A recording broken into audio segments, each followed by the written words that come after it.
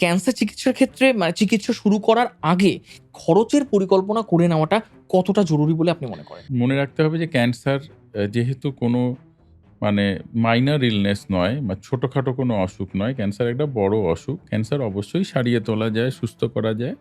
কিন্তু ক্যান্সার যেহেতু একটা বড় অসুখ, এর চিকিৎসা কিন্তু একটু জটিল।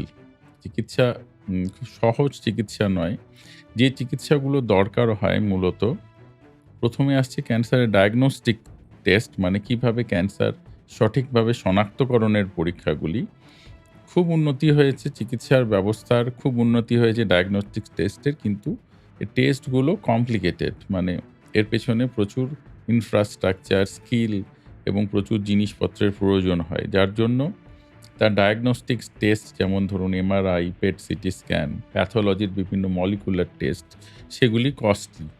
এছাড়া ট্রিটমেন্ট যেগুলি রয়েছে, যে ট্রিটমেন্টে ক্যান্সার ভালো হয়, রেডিয়েশন চিকিৎসা, ভালো cancer surgery, chemotherapy, targeted therapy, hormone থেরাপির চিকিৎসা, প্রত্যেকটি কিন্তু কস্টলি। তার কারণ তার জন্য প্রচুর বড় ইনফ্রাস্ট্রাকচার দরকার হয়, হুম। প্রচুর আধুনিক যন্ত্রপাতি দরকার হয় এবং স্কিলড মানুষের দরকার হয়। শুধু ডাক্তার নয়, স্কিলড নার্স, স্কিলড টেকনোলজিস্ট সবারই দরকার হয়। কাজেই ক্যান্সার চিকিৎসা ব্যয়বহুল, এটা অস্বীকার করার কোনো উপায় হুম। নেই।